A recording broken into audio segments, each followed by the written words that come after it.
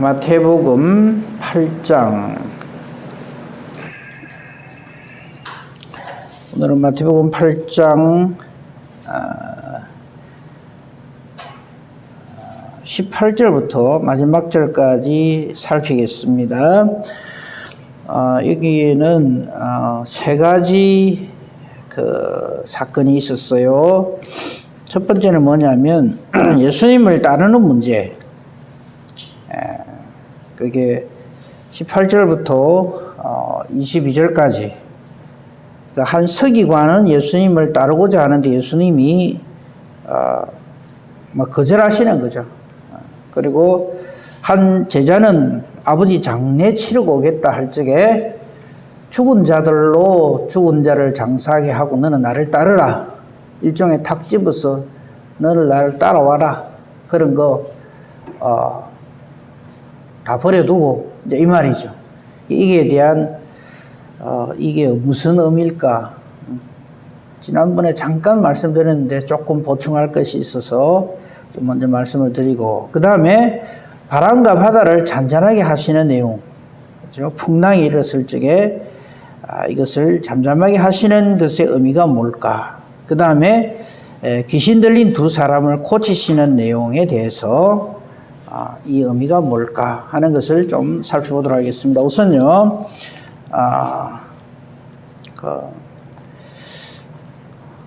예수님께서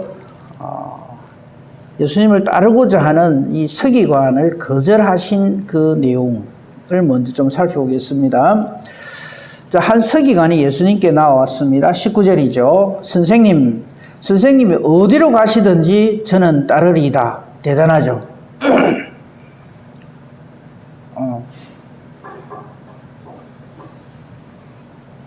우리가 주님을 이렇게 따라야 되지 않겠습니까? 어떤 일이 벌어져도 저는 꼭 주님을 따르고 말겠습니다. 우리는 여기에 전부 감동을 합니다. 아마 이 당시에도 이 서기관이 이렇게 예수님께 나와서 이런 말을 할 때 주변에 있는 사람들은 모두가 다 깜짝 놀랐을 겁니다. 왜냐하면 이 당시 유대인의 서기관 이러면은요, 대단한 위치에 있는 사람입니다. 성경을 기록하고 성경을 가르치고 하는 존경받는 사람이란 말이죠. 그런 사람이 예수님의 제자가 되겠다. 아이고, 뭐 오늘날로 치면 교회에 이 사회적으로 아주 유명한 그런 위치에 있는 분이 이 교회 출석을 하고 이렇게 열심히 헌신 충성하겠습니다. 그러면은 어떻게 합니까? 교회로서는 굉장히 그냥 대단한 걸로 생각을 하죠. 제가 전에 그 영도 성은교회 시무할 때인데, 그때 우리 교회에 좀 유명한 분이 한번 찾아왔어요. 누구라 하면 여러분 다 잘 아실 만한, 아마 아실 거예요. 국회의장까지 하신 분, 김형호라고 하는 국회의원이 저희 교회를 찾아왔어요. 정확하게 말하면 저를 찾아왔어요. 이분이 고등학교, 대학교 제 선배더라고요. 그러면서 찾아와가지고 이렇게 반갑게 하고 막 이러니까 나중에 이야기 들어보니까 우리 성도님들이 처음 깜짝 놀랐다 하더라고. 저 국회의원이 우리에게 온 거는 처음이라고. 그래서 저는 그냥 그분도 크리스찬이거든요. 그래서 그냥 물론 목적이 있어서 왔어요. 그 당시에. 그거는 말씀드리기가 좀 그렇고. 그러니까 지금 이 말은 바로 그런 거 비슷한 거란 말이죠. 서기관이 예수님께 나와서 이렇게 하면, 그럼 예수님 제자 중에 아주 그 당시 유대 사회에서 저명한 한 서기관이 제자가 되었다 이러면요, 예수님 하시는 일이 엄청난 도움이 될 거라고 생각이 들지 않습니까? 그런데 이 서기관이 왜 예수님을 따른다 했을까요? 그 앞에 있는 내용들 때문에 그렇습니다.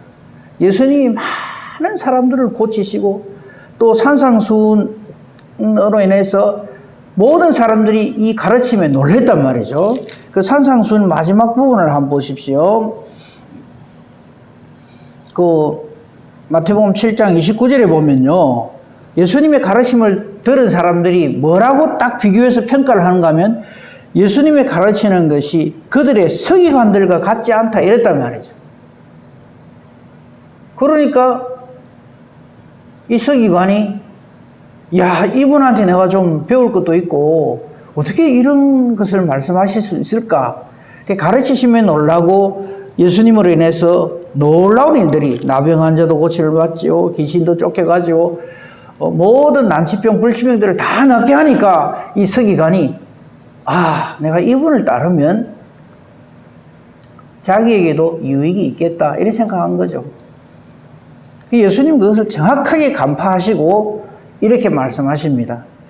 대답을 하시는 거 보세요. 20절에 보면 여우와 공중의 새를 예를 듭니다.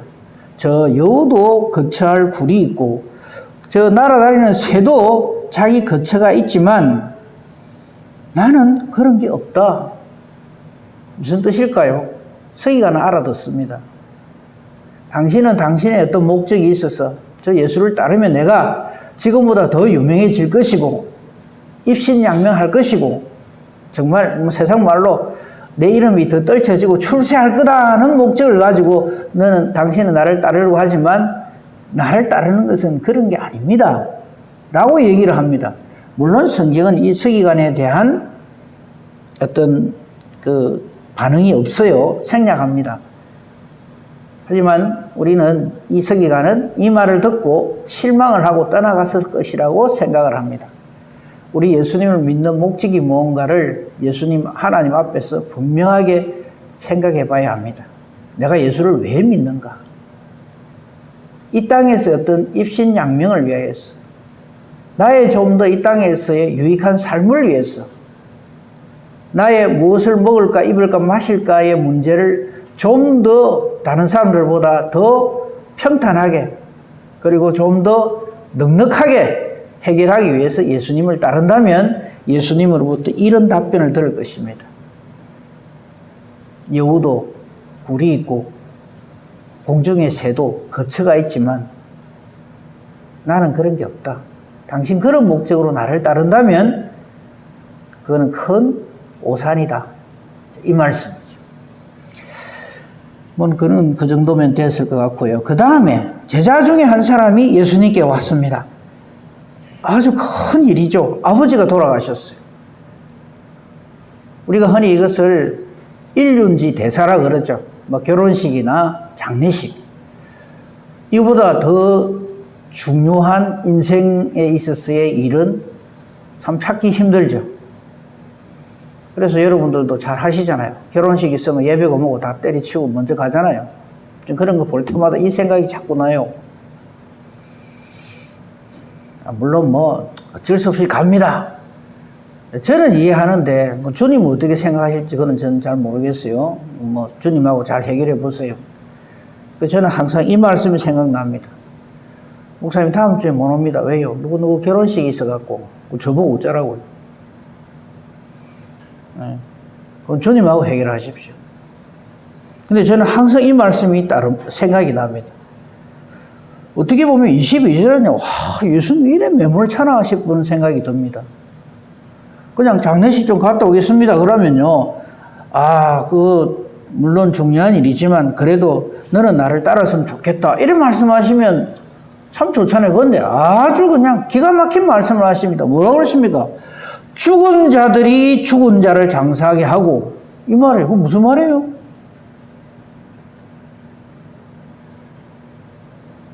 아예 딱 깨놓고 말씀드리면 장례식 그게 뭐 중요한데 이 말이에요. 예수님을 따르는 일과 장례식을 치르는 거 우리는 이렇게 생각하죠. 장례식 치르고 와서 예수님 따르면 되지. 우리는 아주 편리하게 예수를 따릅니다. 근데 예수님은 딱 잘라 말씀하십니다. 죽은 자들이 그들의 죽은 자들을 장사하게 하고 너는 나를 따르라 이러십니다. 저는 이 말씀을 좀 생각을 해보니까 이런 생각이 들어요.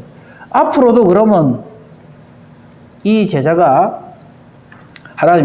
예수님 딱 지명해 너는 나를 따르라 했잖아요. 근데 이 일에 앞으로도 이런 거 비슷한 일들이 마구 생길 거 아닙니까?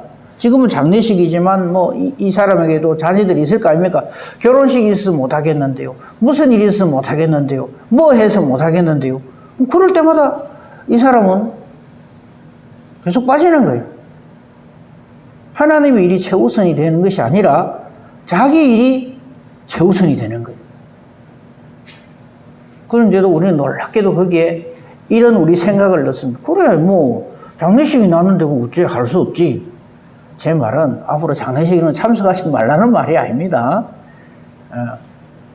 그러니까, 뭐, 그 다음 말은 제가 안 드리겠습니다. 이 지금 서기관과 또 한 사람의 이 제자에 대한 예수님의 이 말씀, 이건 우리로 하여금 우리가 주님을 따르는 데 있어서 어떻게 해야 될 것인가 하는 많은 것을 생각나게 합니다. 그리고 뭐 장사하는 문제가 나왔으니까 다시 말씀을 드립니다. 전에도 몇 번 말씀드린 기억이 나는데, 장례식은요, 장례식을 어떻게 치르냐에 따라서 그 돌아가신 분의 그게 결정되는 게 아닙니다. 자, 평생 예수를 잘 믿었어요. 근데 자녀들이 신앙생활을 안 해. 심지어는 자녀들은 전부 불교식으로 하려고 그래. 그럼 우리는 어쩝니까? 교회가 나가 박이 터지게 싸우려고 그러죠. 아니, 어머니가 평생을 교회를 다니고, 뭐, 건사를 하셨고, 뭘 하셨고 했는데, 왜 자식들이 부모님 뜻을 모르고, 이렇게 불교식으로 하려 하느냐? 그래갖고 막 목숨을 걸고 싸웁니다. 아이고, 살아있을 때 제발 생명을 걸고 신앙을 위해서 그렇게 싸우지. 돌아가시고 난 다음엔요, 장례식을 어떻게 치르냐에 따라서 그분이 천당 가고 지옥 가고 안 그럽니다. 만약에 제가 그렇다면 저는 얼마든지 그래 하라 합니다. 불교식으로 하든 뭐 힌두교식으로 하든 장례식을 어떻게 하느냐에 따라서 그분이 하나님 나라를 가고 지옥에 가고 그런 게 아닙니다. 그분의 하나님 앞에서의 삶을 가지고 하나님 평가하시는 거지. 자식들이 뭐 장례식을 이래 치른다 저래 치른다. 그럼 예수 믿을 필요 뭐 있어요? 보험 들듯이 마음대로 살다가 맨 끝에 가갖고 영한 목사님 한번 모시다가 장례식 기독교식으로 뻑적지근하게 잘 치러주십시오. 그럼 다 천당 가죠. 그런 거 아니다 이거죠. 그렇죠? 대신 그 장례 예식을 통해서 어떻게 해서든지 복음을 전하는 기회로 삼아야 됩니다. 장례식은 죽은 자를 위함이 아닙니다. 남아있는 사람들이 이 죽음에 대해서 하나님의 뜻을 깨달아 알 수 있는 귀한 은혜의 시간입니다. 장례식 가지고 박터지게 싸울 거 하나도 없습니다. 그건 그 정도만 하면 좋겠습니다. 그 다음에 23절부터 자, 예수님이 이제 배를 타고 이동을 하십니다. 배를 타고 이제 이동을 하시는데 예수님은 아주 일정이 아주 그냥 피곤하셨기 때문에 배에서 주무신다고 되어 있어요. 24절에. 근데 그 배에 문제가 생겼어요. 큰 노을이 일어나서, 그렇죠? 이제 엄청난 파도가 치고 해가지고 완전히 이 배가 뒤집힐 지경이 되었다 이거죠. 근데 우리가 잘 알다시피 예수님의 제자들의 그 몇몇은 아주 베테랑 어부들입니다. 그죠? 근데 이분들도 이거를 감당이 안 된 거예요. 그래서 이 제자들이 예수님을 깨웁니다. 그게 25절이죠. 주여 구원하소서 우리가 죽겠나이다. 네. 이건 참 잘한 거예요. 우리 인생은 항해하는 것과 같다 그러잖아요. 그죠? 평탄한 일만 있는 것이 아니고 큰 노을이 일어나서 엄청난 문제가 생기는 그런 일들이 많이 있죠. 그럴 때마다 우리는 이렇게 말을 해야 됩니다. 주여 구원하소서 우리가 죽겠나이다. 좋아요. 근데 이 제자들의 말에 대해서 예수님의 반응이 참 놀랍습니다. 예수님 뭐라 그러십니까? 어찌하여 무서워하느냐 그래요. 여기서 어찌하여라는 것은 그러면 파도가 일어나고 배가 뒤집히게 생기는데 안 무서워할 그게 뭐가 있어요? 이 어찌하여라고 하는 것은 무엇을 이라고 생각을 해야 됩니다. 너희들이 도대체 무엇을 두려워하느냐? 이건 무슨 말이냐면 우리 주님이 함께 하시는데 무엇을 두려워하느냐 하는 주님의 질문이라고 생각을 합니다. 뭐 두려워하십니까? 우리가 두려워해야 될 것은 우리가 예수님을 떠나 살까, 그것을 두려워해야 됩니다. 근데 우리가 두려워하는 가만보면요, 우리의 두려움의 대상, 경외의 대상은 하나님 한 분이어야 되는데 우리 두려워하는 대상이 하나님이 아니고 그것이 무엇이 되었든 간에, 그것이 물질이 되었든 그것이 사람이 되었든 그것이 뭐 어떤 힘이 되었든 이 세상에 속한 어떤 것이라면 그 사람은 문제가 있는 사람입니다.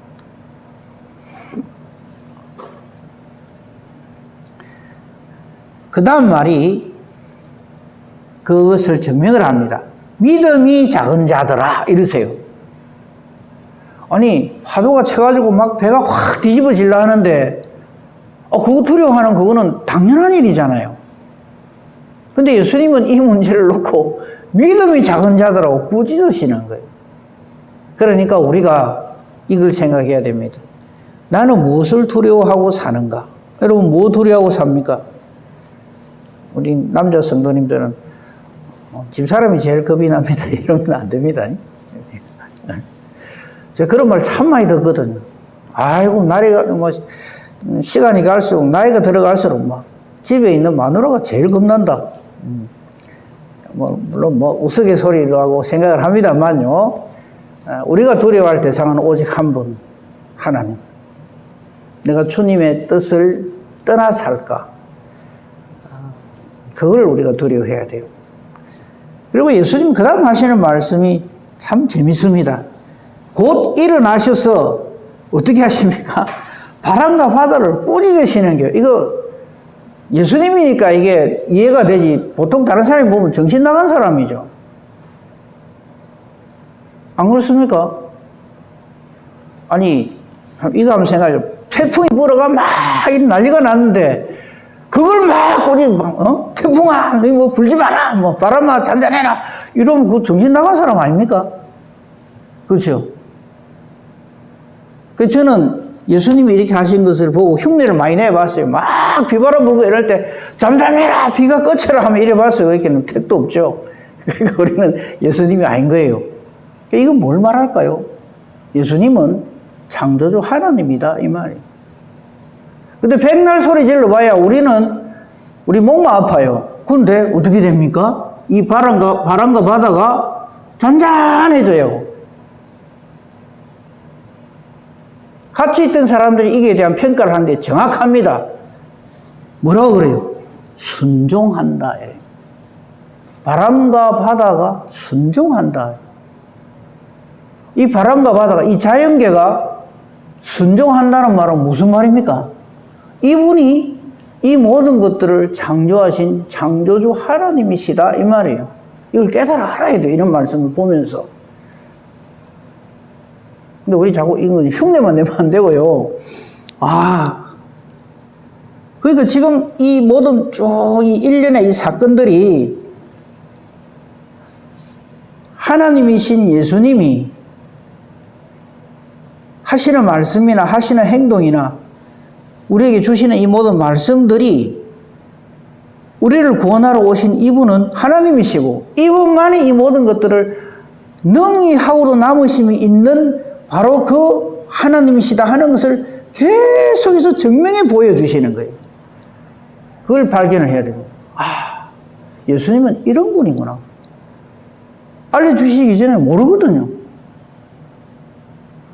그러니까 지금 두 가지 말씀드렸어요. 예수님 따르는 문제하고 바람과 바다가 순종하는 거하고.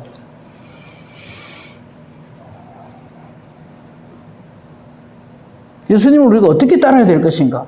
그리고 우리가 따르는 그 예수님은 도대체 누구신가 하는 것을 이런 사건들을 통해서 절감하고 깨달아 알아야 하는 거죠.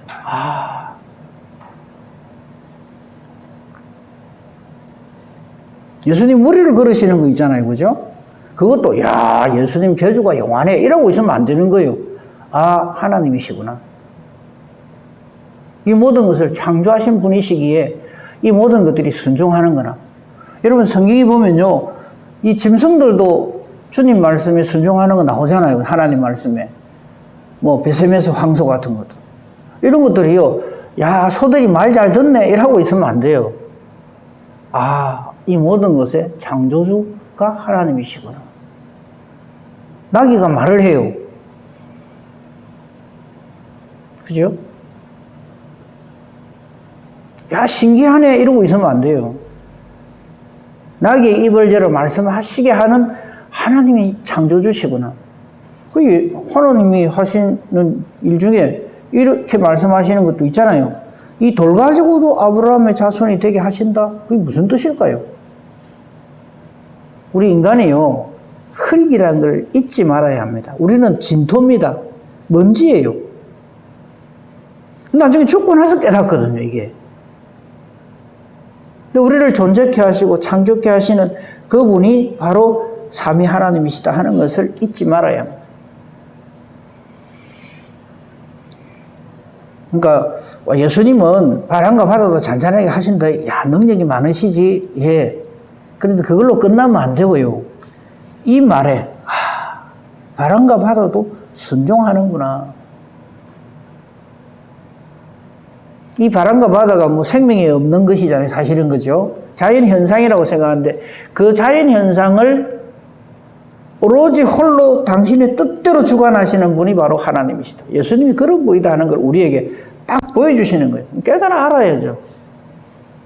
근데 우리는 자꾸 이거를 어쩌다가 우연히 그래 되는갑다 이렇게 생각한단 말이에요. 자꾸만. 그걸 믿음이 없다라고 하는 거죠. 그 다음에 오늘 마지막으로 살필 거, 귀신 들린 두 사람 고치시는 거 한번 봅시다. 이것도 물론 좀 전에 말씀드린 것과 같은 거죠. 귀신을 능히 제압하시는 하나님이시다. 우리 예수님이요. 예, 그 말인데 내용을 좀 한번 봅시다. 근데 여기에 지금 우리 마태복음 지금 8장 28절에서 34절에 있는 이 말씀보다 같은 내용을 다루었는데 더 정확하게, 그리고 이 귀신 들린 사람의 뒤의 모습까지 정말 잘 기록해 놓은 성경이 마가복음입니다. 여러분 우리 가진 성경을 보세요. 귀신 들린 두 사람을 고치시다 이렇게 되어 있고 병행기절을 그 기록해 놨잖아요. 마가복음 5장 1절에서 20절, 또 누가복음 8장 뭐 이게 나와 있는데 요 말씀을 우리 마가복음 5장에서 한번 살펴봅시다. 이게 보면 이런 내용이 있었구나 하는 걸 우리가 알게 돼요. 그래서 이런 병행기절이 있을 때는 꼭 같이 찾아봐야 됩니다. 마가복음 5장으로 갑시다.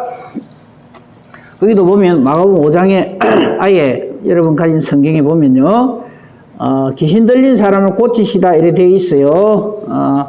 신약성경 59페이지입니다. 여기 보시면요, 그 내용들 2절에 보시면요, 이제 그 배에서 나오셨다 그랬어요. 풍랑 하는 그 다음에 더러운 귀신 들린 사람이 무덤 사이에서 나와서 예수님을 만나게 된 거예요. 근데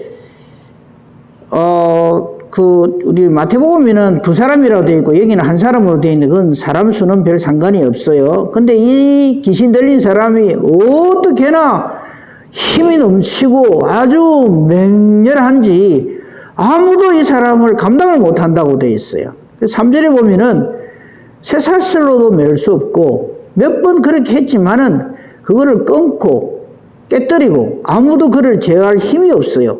밤낮 무덤 사이나 산에서 소리를 지르면서 돌로 자기 몸을 해하고 있는 그런 사람입니다. 아이고, 이 감당 못하죠. 나중에 알고 보니까 이 안에 귀신이 한둘이가 들어있는 게 아니라 군대 귀신이 들어있다 그랬어요. 그게 9절이죠. 내 이름은 군대니 우리가 많다 그랬어요. 귀신이 그리 말하는 거예요. 근데 여기서 먼저 좀 살펴봐야 될 것은 이 귀신들이 예수님을 뭐라고 부르는가를 봅시다. 7절에 보면요, 이 귀신들이 큰 소리로 부르지 이르되 지극히 높으신 하나님의 아들 예수요. 와, 놀랍지 않습니까? 지금 이 당시에 예수님을 향하여 이렇게 부르는 사람은 단 한 사람도 없었어요. 예수님의 제자들조차도 예수님을 그래서 참 용한 선생님이다. 아주 탁월하신 분이다. 바람과 바다도 순종하게 한다. 이 정도는 알고 있죠. 모두 못 고치시는 병이 없다. 이건 아는데 정확하게 지극히 높으신 하나님의 아들 예수요 이렇게 부른단 말이에요. 귀신은 정확하게 알아요. 마귀는 정확하게 예수님의 정체를 압니다. 우리가 마귀처럼 살면 안 되지만 마귀가 이렇게 이 말하는 걸 보고 이거 예수님이 정말 지극히 높으신 하나님의 아들이구나 하는 것을 알아야 되는 거죠. 마귀는 아는데 우리는 몰라. 그럼 우리는 마귀보다 못한 존재잖아요. 그죠? 말이 좀 이상합니다만. 아무튼 그리고 이 마귀가 이렇게 말을 합니다. 나와 당신이 무슨 상관이 있습니까? 이게 무슨 말이에요? 내 좀 내버려 두세요 이 말이에요. 오늘날 많은 사람들이 이런 표현하면 또 이상하게 들릴지 모르지만 예수 안 믿는 사람은 전부 귀신 들린 사람들이에요. 내하고 예수님 당신하고 뭔 상관이 있어요? 귀신이 하는 말이 늘 이거거든요. 맨정신이라고 귀신이 안 들린다고 생각하시면 안 됩니다. 예수님이 없는 사람은 정말 엄밀하게 이야기해서 귀신 들린 사람이에요. 귀신한테 매여 있는 사람이니까. 귀신 하자는 대로 하고 마귀가 하자는 대로 하는 사람이 그게 마귀 들린 사람이고 귀신 들린 사람이죠. 그 예수님과 아무 상관이 없는 사람이 되면 그게 귀신 들린 사람이에요. 귀신이 그래 말하거든. 내하고 당신하고 뭔 상관이 있냐고. 내 좀 내버려 두라 이거. 예수 믿자 하는데도 내 좀 내버려 두라고. 내 살고 싶은 대로 좀 살고 싶다고. 그래서 우리의 예수를 믿게 하는 이게 영적 전투라는 거예요.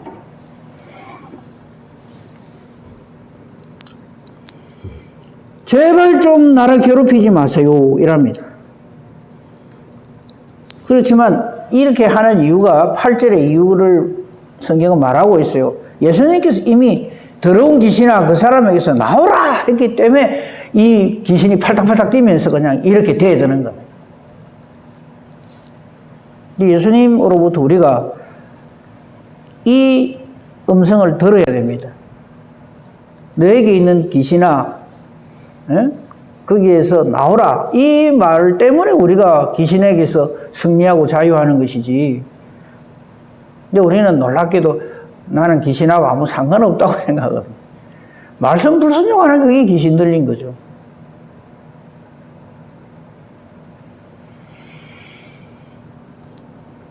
그리고 자기 정체를 예수님이 물으시는 데서 꼼짝없이 고백을 합니다. 네 이름이 뭐냐? 그러니까 군대입니다. 우리가 많습니다. 우리 숫자 많습니다. 이렇게 말을 해요. 하지만 그거하고는 상관없어요. 귀신이 떼거지로 있어도 우리 예수님께서 나오라 하면 나와야 되고요. 물러가라 하면 물러가야 되고 귀신은 예수님께 꼼짝 못합니다. 그러면서 이 귀신들이 예수님께 간구를 합니다. 10절 보십시오. 자기를 그 지방에서 내보내지 마시기를 간구한다. 귀신도 이렇게 예수님이 누구신지를 알고 쩔쩔매면서 제발 좀 이렇게 하는데 우리는 죽으라고 기도 안 하거든요.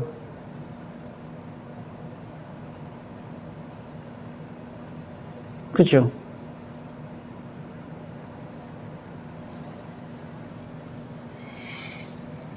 거기에 돼지 큰 떼가 있었어요. 약 2,000마리라고 되어 있어요. 13절 우리 저기 좀 들어가게 해주세요 하니까 예수님이 허락을 해주셨어요.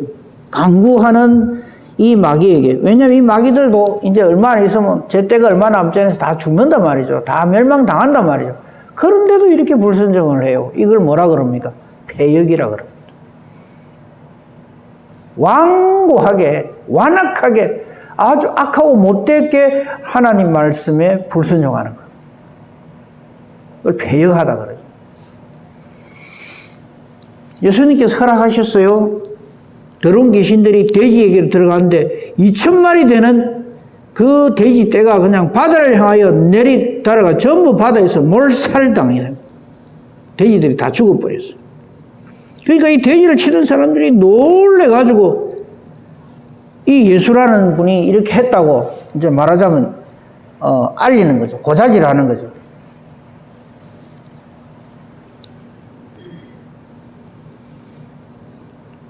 그런데 그 결과 귀신 들렸던 이 사람은 이제 다시 정신이 온전하여서 예수님 앞에 있습니다. 근데 이 피해를 입었다고 해야 될까요? 그 지역에 있는 사람들은 예수님께 십실절, 그들이 예수께 그 지방에서 떠나시기를 강구를 합니다. 기가 막히죠. 왜 예수님 떠나가라고 할까요? 손해봤거든. 지금은 돼지 2,000마리지만 다음에 소가 2,000마리가 될지 양이 2,000마리가 될지 아이고 저 양반 있으면 우리 손해다 이거죠. 오늘날 많은 사람들이 예수 믿으면 손해다 하는 사람들이 있어요. 심지어는 말씀을 전하는 사람을 보고 목사님 설교 그래 하면 안 됩니다. 그래 하면 교인들 다 떠나갑니다. 목사가 설교하는 것은요, 교인들 붙잡으려고 설교하는 게 아닙니다. 하나님 말씀, 진리의 말씀을 하는 뜻대로 전하는 것이 목사가 할 일이지. 사람이 이걸 듣고 이랄 깁니다, 저랄 깁니다. 그건 아니죠. 만약에 그게 두려웠다면 목회 안 해야죠.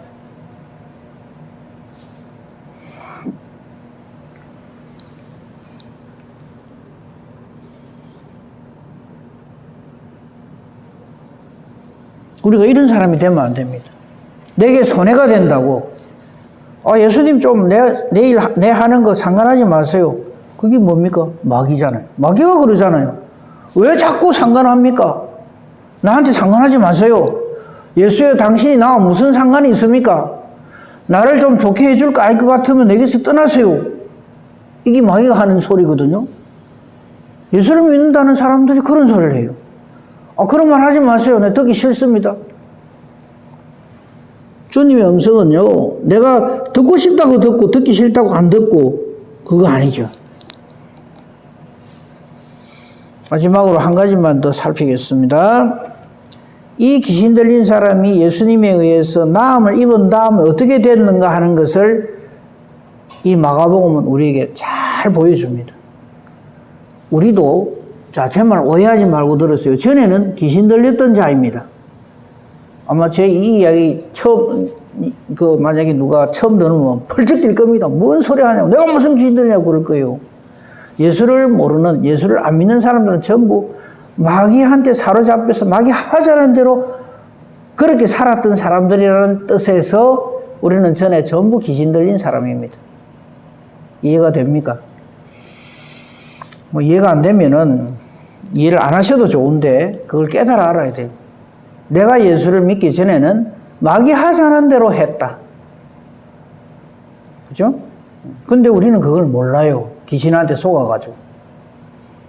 근데 예수님을 만나고 보니까 말씀을 듣고 나니까 내가 얼마나 전에 말씀을 떠나 살았던가, 예수님을 떠나 살았던가, 마귀가 땡기는 대로 땡기면서 살았던가 하는 것을 알게 되는 거예요. 그죠? 자, 이 예수님을 만난 이 귀신 들린 사람, 그 포악하든 난폭하든 떼거지 군대 귀신이 있던 사람이 나음을 입었어요. 귀신이 쫓겨난 것이 중요한 것이 아니고요. 그 다음에 그 사람이 어떻게 살았느냐가 중요합니다. 예를 들면 이런 겁니다. 문둥병 나은 게 중요한 게 아닙니다. 고질병, 난치병, 불치병, 그거 나음을 입은 게 그게 중요한 게 아닙니다. 그게 목적이 아니에요. 우리가 병 낫기 위해서 이 세상을 사는 게 아니잖아요. 근데 많은 경우에 어떤 이적과 기사를 주님의 은혜로 누린 사람이 그 다음 형편이 더 전에보다 더 나쁜 경우가 참 많아요. 히스기야가 기도해가지고 15년 생명 연장 받았어요. 그럼 뭐합니까? 그 15년 때문에 머나세라고 하는 아주 완전히 그냥 마귀 섬기는 그런 아들이나 생산하고 그 바람에 나라가 망해요. 바벨론한테. 그런 15년 생명 연장받아가 뭐 하겠습니까? 제가 주장하는 건 바로 그겁니다. 그런데 이 귀신 들렸던 데서 예수님을 만나서 귀신에게서 해방된, 구원된 이 사람의 그 다음 삶을 우리는 닮아야 합니다. 한번 봅시다. 18절 보십시오. 예수님이 이제 떠나가십니다. 그랬더니 귀신 들린 사람이 함께 있기를 간구합니다. 나를 이렇게 완전히 이 귀신에게서 이렇게 자유하게 해주셔서 감사합니다. 저는 예수님과 함께 있기를 원합니다. 이래 된 거죠. 그럴 때 예수님이 이렇게 말씀하십니다. 허락하지 아니하십니다. 그러면서 그 다음 말씀 보세요. 그에게 이르시되 집으로 돌아가. 그 다음 말 매우 중요합니다. 주께서 네게 어떻게 큰 일을 행하사 너를 불쌍히 여기신 것을 어떻게 하라 그럽니까? 네 가족에게 알리라. 이걸 뭐라 그래요? 전도라. 이걸 간증이라는 거예요. 내가 이래 잘해갖고 뭐 이런 일이 이게 간증이 아니고요. 주님께서 내게 얼마나 큰 은혜를 베푸시고 나를 얼마나 불쌍히 여기셔서 내게 이런 엄청난 일이 일어나게 하셨는지 모릅니다. 주님을 드러내고 주님께 영광 돌리는 것을 전도라 그러고 간증이라 그러고 그렇게 하라고. 놀라운 일이 벌어집니다. 20절. 그가 가서 예수님께서 그렇게 자기에게 하라 하신 말씀 그대로 순종합니다. 그래서 이 사람이 정말 하나님의 사람인가, 예수의 사람인가, 성령의 사람인가 아닌가 하는 것은 뭘 보고 알 수 있는가 하면 순종하느냐 안 하느냐 하는 거예요. 이 귀신 들린 사람은 예수님이 하신 말씀을 그대로 순종합니다. 그게 20절이죠. 그가 가서 예수께서 자기에게 어떻게 큰 일을 행하셨는지를 데가볼리에 전파하니 모든 사람이 놀랍게 여기더라. 이걸 보고 예수를 믿는다라고 하는 거예요. 뭐 귀신이 떠나가고 병나음을 받고 그 아주 놀라운 일이죠. 근데 그 사람 아무 변화가 없더라 그러면 성경에도 예수님이 직접 하신 말씀도 있어요. 귀신 쫓아내 줬지만은 이런 변화가 없으면 그 다음에 지보다 더 악한 귀신 7을 데리고 와가지고 그거 산다 그러잖아요. 그런 사람이 되면 안 되는 거예요. 오늘 우리는 정리를 합니다. 예수님께서 하신 여러 가지 에피소드들을 쭉 몇 가지 말씀드렸어요. 예수님 따르는 문제, 그 다음에 바람과 바다를 순종케 하시는 우리 예수님, 그 다음에 귀신 들린 사람을 고치시는 예수님. 옛날에 그런 일이 있었는가 보다. 너무 일 말하듯이 하면 안 됩니다. 이거는 바로 나의 일입니다. 나는 지금 예수님을 어떻게 따르는가? 무슨 목적을 가지고 따르는가? 단순히 천당 가기 위해서 예수 믿는 사람 되면 안 됩니다. 하나님 영광을 위해서. 나 같은 죄인이 이 하나님을 섬기는 이것이 얼마나 귀하고 복된 일인가 하는 것을 절감하면서 이 기쁜 소식을 내 주변에 있는 사람들에게 전하지 않고는 견딜 수 없는 사람으로 그렇게 살아야 한다는 거죠. 우리 예수님의 정체를 분명히 알았습니다. 귀신도 아는 걸 우리만 모르면 안 되죠. 예수 믿는 감사와 감격과 기쁨으로 오늘도 승리하며 살아가는 복된 저와 여러분이기를 우리 주님의 이름으로 축복하며 축원합니다. 아멘. 감사합니다. 말씀을 통해서 우리 주님의 이 놀라우심, 우리 주님의 하나님 되심, 주님 되심, 이 모든 것들을 더욱 분명하게 깨달아 알게 해주시니 감사합니다. 오늘도 우리는 이 확실한 진리, 증거를 가지고 이 세상을 향하여서 예수님을 증거하는 자로 그렇게 살게 해주시옵소서. 내가 만나는 누구에게든지 간에 이 복음을 전하고 이 감사와 감격, 기쁨을 함께 나누는, 전하는 예수의 증인된 저희들 되게 하여 주시옵소서. 오늘도 우리는 기도합니다. 한치 앞을 모르기에 기도할 수밖에 없습니다. 우리 기도하는 것이 따라서 하나님의 뜻을 추구하는 기도가 되게 하시고 하나님의 뜻대로 간구함으로 하나님이 기뻐하시고 하나님이 응답해 주시는 능력 있는 의인의 간구 되게 하옵소서. 범사대소사를 오직 주님 손에 부탁합니다. 감사하오며 우리 주 예수 그리스도 이름으로 기도합니다. 아멘. 하늘에 계신